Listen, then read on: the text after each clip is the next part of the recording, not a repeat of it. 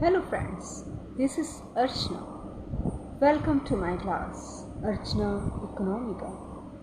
Discuss करेंगे about price line और budget line.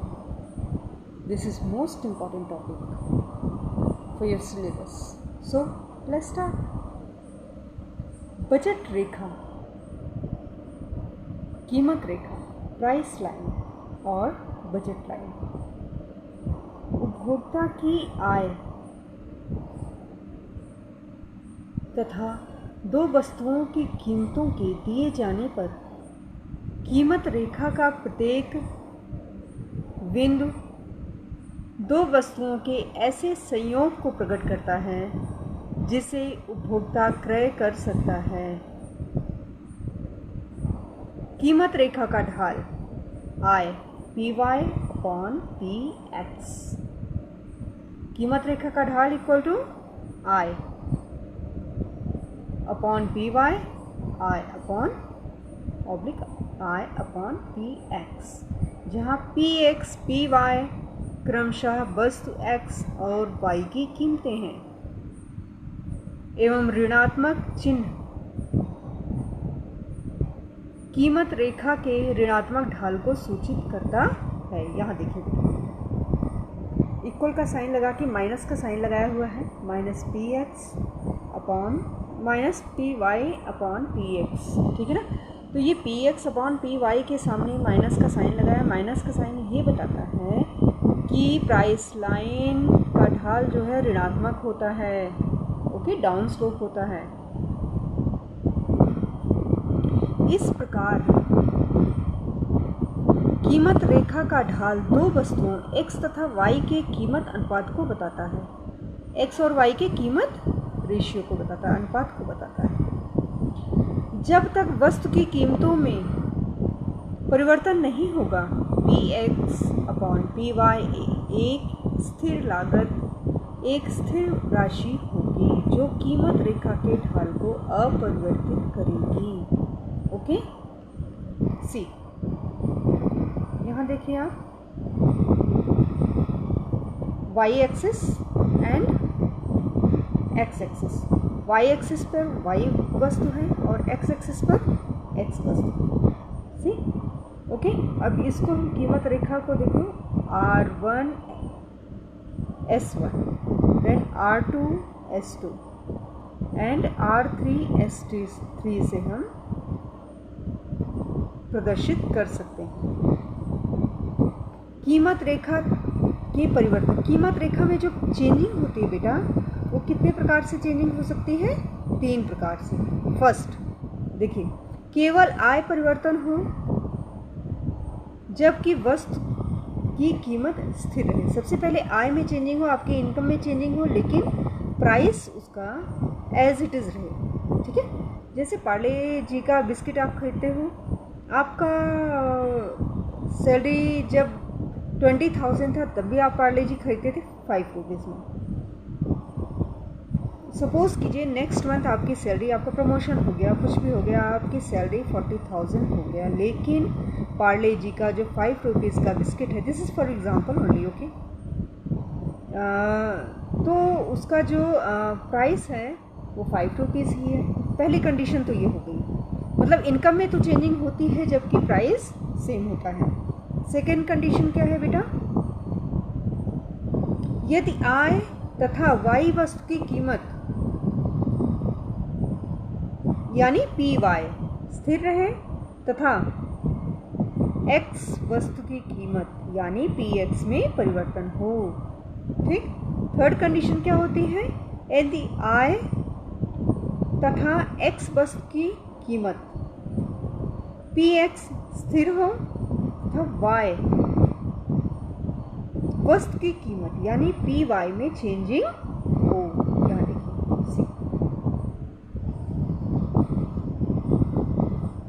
ये आपका है सेकंड कंडीशन को, ये जो है डिनोट कर रहा है, ये मैंने एरो के माध्यम से आपको बताया भी है। देखिए सेकंड कंडीशन क्या है? सी, यदि आय तथा Y वस्तु की कीमत स्थिर रहे। यहाँ देखिए y axis and x axis चित्र है। ओके, इसमें आर की प्राइस स्थिर है, उसमें कोई चेंजिंग नहीं हो रही है, लेकिन क्या हो रहा है, एक्स वस्तु की कीमत में परिवर्तन हो रहा है। यहाँ देखो बेटा, आर में कोई चेंजिंग नहीं हो रही, एक ही पॉइंट पे टिका हुआ है, लेकिन एस यानी एक्स वस्तु में चेंजिंग हो रही है। पहले एस था, फिर घटकर जो है S1 हुआ, और उसके बाद सेकेंड उसमें देखिए S2 में ये बढ़ गया। ठीक है, इसमें चेंजिंग हो रही है। ओके, यहाँ देखिए ये थर्ड कंडीशन है, ये नंबर 3 लिख इसलिए दिया है मैंने कि आपको ये क्लियर हो जाए। यहाँ कंडीशंस लिखे हुए हैं ना आपके, ये देखिए आप वीडियो के जब आगे स्टॉप करके देखोगे। थर्ड कंडीशन क्या है बेटा, यदि आय तथा एक्स वस्तु की प्राइस स्थिर रहे यानी पी एक्स स्थिर रहे, तथा वाई यानी पी वाई में चेंजिंग हो। सी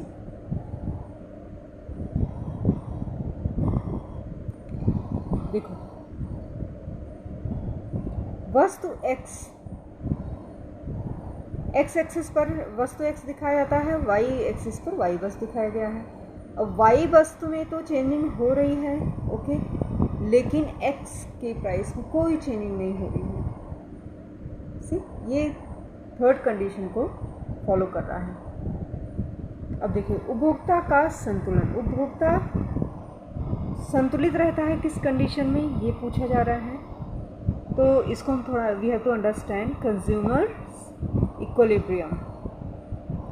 उदासीनता वक्रों की सहायता से उपभोक्ता संतुलन की अवस्था में अपनी उपभोग प्रवृत्ति में परिवर्तन का इच्छुक नहीं होता।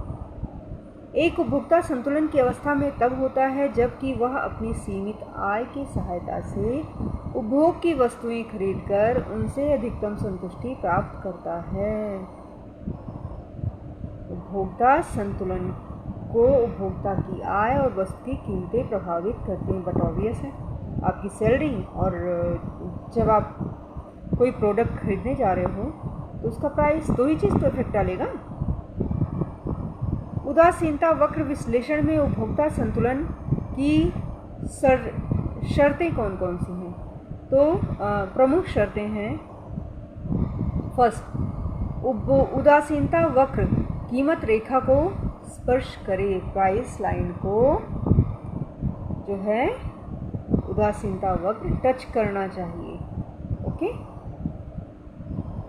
ये कंडीशन है। दूसरा कंडीशन क्या है, संतुलन बिंदु पर संतुष्टि अधिकतम होगी। संतुलन के बिंदु पर संतुष्टि अधिकतम होगी जब x की y के लिए सीमांत प्रतिस्थापन दर x वस्तु की कीमत और y वस्तु की कीमत के अनुपात बराबर हो जाए। समझ में आ रहा है आपको? देखो, ये बोल रहा है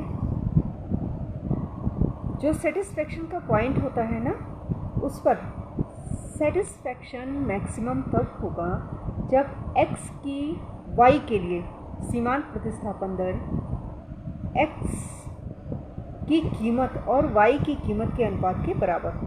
ठीक है ना? यहाँ देखो, ये बेटा फॉर्मूला याद कर लेना। MRS XY फॉर्मूला ये याद कर लेना बेटा, तो रट्टे मार लेना, समझ लो। MRS XY कई बार एग्जामिनेशन में पूछा गया, एज इट इज़ दे देता है। MRS XY इक्वल टू, कभी बोल देगा PY upon PX, P upon PXY, ऐसे करके घुमाने के लिए आपको दे देगा। उसमें एक ही ऑप्शन में ये एक्यूरेट रहेगा, PX अपॉन PY। तो आपको उसी आंसर को टिक करना है। अब एक छोटा सा मतलब ट्रिक बताऊँ ना, देखो, MRS XY लिखा है, X लिखा है, Y लिखा है, यानी P तो दोनों में रहेगा, बट ऑब्वियस है। अब X पहले लिखा है, Y बाद में लिखा है, तो ऊपर वाले में सबसे पहले X को ऊपर जो फर्स्ट पोजीशन दे देना ऊपर, ओके। सेकंड जो है Y को सेकंड नीचे दे देना। बस एक माइंड में रख लेना, जस्ट समझने के लिए, अंडरस्टैंड करने के लिए, ओके। इसलिए मैंने स्टार इसमें लगाया हुआ है, ठीक है, इम्पॉर्टेंट है ये। उदासीनता वक्र मूल बिंदु की ओर उन्नतोदर होना चाहिए, कन्वेक्स टू द ओरिजिन। ये मैंने कंडीशंस पहले भी बताए हैं ना, 5-6 कंडीशन जो आपको बताए हैं, वो रट्टे मार लोगे तो आपको समझ में आ जाएगा। रट्टे in the sense you have to understand, okay. रट्टे मारने से उन्नतोदर की बजाय उन्नतोदर भी दिमाग में आ सकता है, कन्वेक्स की जगह कनकेव भी आ सकता है ना। तो रट्टे नहीं मारना है, यू हैव टू अंडरस्टैंड, क्योंकि economics is a very practical subject, alright. This is very life subject है ये, इसमें आप रट्टा मारने से कुछ नहीं होने वाला आपका। संतुलन बिंदु ई पर उदासीनता वक्र का ढाल इक्वल टू कीमत रेखा का ढाल, यही सेम फॉर्मूला बताया जा रहा है। MRS XY equal to PX upon PY, जो हमने ऊपर बताया आपको। सेकेंड, जब उदासीनता वक्र ऊपर की ओर गति होती है तब MRS XY बढ़ता है तथा MRS YX घटता है। यहाँ देख लेना, ध्यान दो, टेक केयर। MRS जब उदासीनता वक्र ऊपर की ओर गति करता है, ठीक है ना, तो होता क्या है, MRS XY बढ़ता है और MRS YX घटता है। XY YX में बच्चे कंफ्यूज मत होना, राइट। तो MRS XY बढ़ता है, MRS YX घटता है। इट वॉज मिस प्रिंट ना, इसलिए हमने यहाँ लिख दिया है। अब यहाँ देखो सी, जैसे यहाँ देखिए MRS XY equal to minus delta Y upon delta X, MRS XY equal to minus delta X upon delta Y.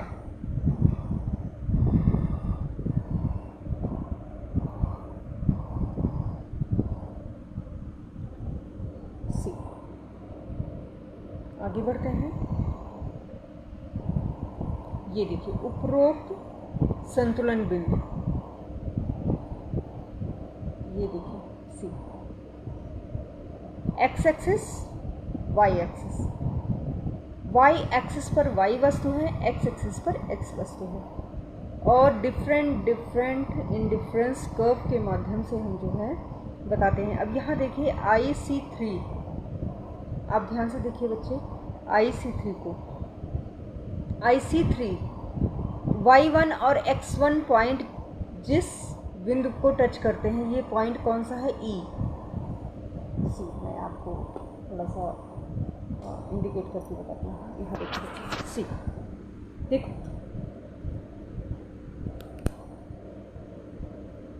Y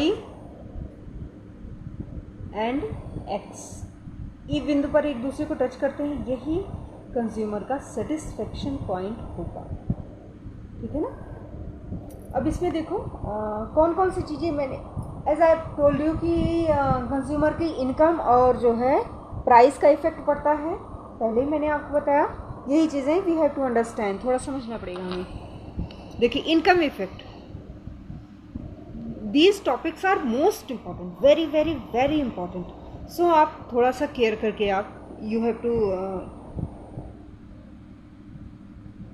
देखो सी, आय प्रभाव, इनकम इफेक्ट। जब दो वस्तुओं की कीमतों एवं उपभोक्ता की रुचि एवं अधिमान में परिवर्तन न हो, तब उपभोक्ता की आय में परिवर्तन होने से उसकी मांग पर जो प्रभाव पड़ता है उसे आय प्रभाव कहते हैं। आय प्रभाव किसे कहते हैं? जब प्राइस और इंटरेस्ट या प्रेफरेंसेस में चेंजिंग ना हो, प्राइस एज इट इज़ हो, प्रेफरेंसेस में भी कोई चेंजिंग ना हो, लेकिन इनकम में चेंजिंग से जो उस पर असर पड़ेगा उसे हम क्या बोलेंगे? आय प्रभाव। यहाँ देखिए बच्चे सी, ICC, आय उपभोग वक्र, इनकम कंजम्पशन कर्व, ठीक है ना। Y axis and X axis, Y axis पर वाई वस्तु, एक्स एक्सिस पर एक्स वस्तु। अब देखिए सबसे पहले देखिए पी बिंदु पर कंज्यूमर का इनकम कम था, ओके, फिर टी पॉइंट पे आया, फिर के पॉइंट पे आया, इस तरह से आय का असर उत्तरोत्तर बढ़ता गया है। आय बढ़ रही है तो उसका उपभोग बढ़ रहा है। ठीक है। अब यहाँ देखिए, आय के विभिन्न स्तरों पर होने वाले संतुलन बिंदुओं को मिलाने वाली रेखा को आय उपभोग वक्र कहते हैं, इनकम कंजम्पशंस कर्व कहते हैं। As I told you, ICC, ये देखिए डैश के साथ जो डिनोमिनेट किया जा रहा है। एक minute, let me explain this line बच्चे, ठीक है ना। आय उपभोग वक्र यहाँ मैंने लिख दिया है कि ताकि थोड़ा डायग्राम के ही पास आपको समझ में आ जाए क्या चीज़ है ये, ठीक है। नीचे तो आप पढ़ोगे ही पढ़ोगे, ओके। ये समझ में आ गया आपको। अब सेकंड क्या है, सामान्य श्रेष्ठ वस्तुओं के लिए आय प्रभाव धनात्मक होता है। आय प्रभाव समझ में आ गया ना, जब आपकी प्रेफरेंसेस और प्राइस में कोई चेंजिंग नहीं होती है लेकिन आपकी इनकम बढ़ जाती है या घट जाती है, उसे हम आय प्रभाव कहते हैं। ये नॉर्मल गुड्स के लिए, सामान्य वस्तुओं के लिए, श्रेष्ठ वस्तुओं के लिए धनात्मक होता है। नेचुरल सी बात है, आय बढ़ेगी तो ये तो डिमांड में भी इसका असर था ना कि आय बढ़ेगी तो मांग बढ़ेगी, वही हाल यहाँ भी है, ठीक है। लेकिन हीन या घटिया वस्तुओं के में आय प्रभाव ऋणात्मक होता है, ये बच्चे याद कर लेना। सामान्य वस्तुओं में आय प्रभाव धनात्मक, बस यही माइंड में ऐसे ही रखना। सामान्य श्रेष्ठ वस्तु के लिए आय प्रभाव धनात्मक, निम्न या घटिया वस्तुओं के लिए आय प्रभाव ऋणात्मक, ओके।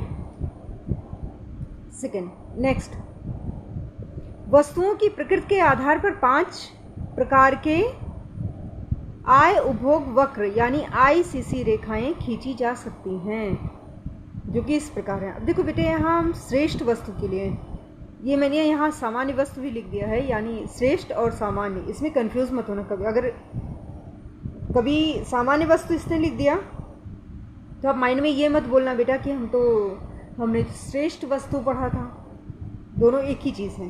तो वर्ड को अगर मतलब शब्दों का हेर फेर हो तो उससे आपको कंफ्यूज होने की ज़रूरत ज़रा भी नहीं है। अब यहाँ देखो, सी,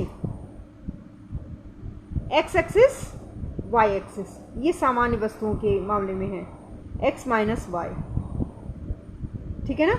इनकम अभी देखो R1, R2, R3 Y axis पर, S1, S2, S3 x axis पर, सेम बता रहा है। ये लाइन एकदम पॉजिटिव होती है, सामान्य वस्तुओं के लिए धनात्मक होती है, जैसा आपने श्रेष्ठ वस्तुओं के लिए पढ़ा, ठीक है। बस यही है, ये डायग्राम के माध्यम से आपको बता दिया गया है।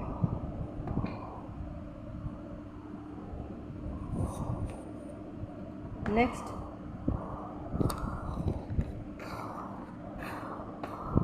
वेट, जस्ट अब देखिए बेटे, ओके। दूसरा क्या है, वाई तटस्थ वस्तु, Y axis and X axis. जब वाई तटस्थ वस्तु है,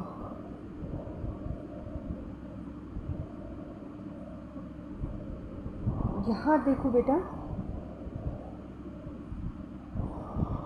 R1, R2, R3 Y axis पे शो किया गया है, and S1, S2 and S3 x axis पर शो किया गया है। ABC के माध्यम से तटस्थ रेखा को बताया गया है जो ICC2 को डिनोमिनेट करता है, एंड ये वाई तटस्थ वस्तु, ये बताया जा रहा है कि वाई एक्सिस वाई वस्तु जो है वो तटस्थ है, ठीक है ना, इसको बताया जा रहा है।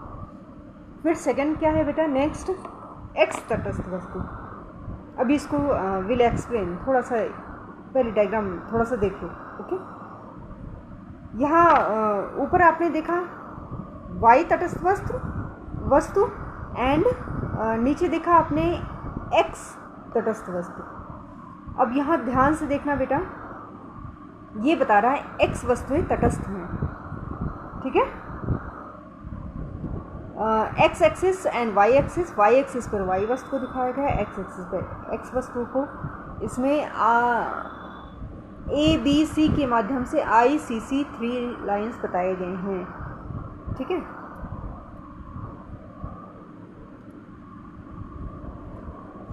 तटस्थ यहाँ देख रहे हो, डॉट डैश डैश जो रखा हुआ है, यहाँ देखो, ये देखो, एक मिनट वेट, सी बेटे, ये देखो दिस है ना, ये तटस्थता को शो कर रहे हैं। और वैसे ही सी यहाँ देखिए आप, ये तटस्थता को शो कर रहे हैं, ठीक है ना, यही चीज़ है, बाकी एक्स्ट्रा कुछ नहीं, नथिंग एल्स। फिर वाई निम्न वस्तु, अभी हमने सामान्य वस्तुओं के बारे में देखा, अब निम्न वस्तुओं के बारे में। निम्न वस्तुओं के बारे में, जब वाई निम्न वस्तु है, वाई और एक्स श्रेष्ठ वस्तु है, वाई निम्न वस्तु है, उसके बारे में वाई एक्सिस पर वाई वस्तु को दिखाया गया है, एक्स एक्सिस पर एक्स वस्तु को दिखाया गया है, जो शो कर रहा है कि निम्न वस्तुओं की तरफ इसका ढाल नहीं है बल्कि श्रेष्ठ वस्तुओं की तरफ है। ICC-4 ABC के माध्यम से क्लियर किया गया है, ठीक है, झुकाव इसका श्रेष्ठ वस्तुओं की तरफ है। फिर आगे आ जाइए, एक्स, अभी वाई निम्न वस्तु देखा, अभी हम देखेंगे एक्स निम्न वस्तु। सी देखिए, see Y axis, X axis, Y जो है श्रेष्ठ वस्तु है लेकिन एक्स निम्न वस्तु है, तो ये पॉइंट्स के माध्यम से क्लियर किया गया है CC-5 को कि इसका झुकाव श्रेष्ठ वस्तु की तरफ है, ठीक है ना, यही है। अब देखिए बेटा, ये हो गया आपका, आपने पढ़ा इनकम इफेक्ट अभी, ठीक है ना, आपने अभी क्या पढ़ा, इनकम इफेक्ट, ओके। देन प्रतिस्थापन प्रभाव, उदासीनता वक्र में प्रतिस्थापन प्रभाव क्या होता है, थोड़ा सा we have to understand it briefly जी। उपभोक्ता की आय में परिवर्तन हुए बिना जब दो वस्तुओं की सापेक्ष कीमतों में इस प्रकार परिवर्तन होता है कि उपभोक्ता विशेष की स्थिति ना तो पहले से अच्छी होती है ना ही बुरी, अर्थात उपभोक्ता उसी उदासीनता वक्र पर एक संतुलन बिंदु से दूसरे संतुलन बिंदु पर चला जाता है, वह सापेक्ष रूप से सस्ती वस्तु को महंगी वस्तु के स्थान पर प्रतिस्थापित कर देता है। इस तरह हिग्स के प्रतिस्थापन प्रभाव में संतुष्टि का स्तर नहीं बदलता। ध्यान से समझना, ये बहुत देखन में छोटे लगे घाव करे गंभीर, लग रहा है कि बहुत छोटा सा टॉपिक है, लेकिन ये क्वेश्चंस इसमें से बहुत बनते हैं और हम कंफ्यूज हो जाते हैं। ये बोल रहा है आय में परिवर्तन नहीं होता है, इनकम में कोई चेंजिंग नहीं हो रही है, लेकिन दो वस्तुओं की कीमतों में इस प्रकार परिवर्तन हो रहा है कि उपभोक्ता ना तो पहले जैसी स्थिति होती है, ना अच्छी स्थिति होती है ना बुरी, वो तटस्थ होता है, अर्थात उपभोक्ता उदासीनता वक्र पर एक संतुलन बिंदु से दूसरे संतुलन बिंदु पर चला जाता है, ठीक है ना, बस यही। वह सापेक्ष रूप से सस्ती वस्तु को महंगी वस्तु की जगह पे यूज़ करने लगेगा।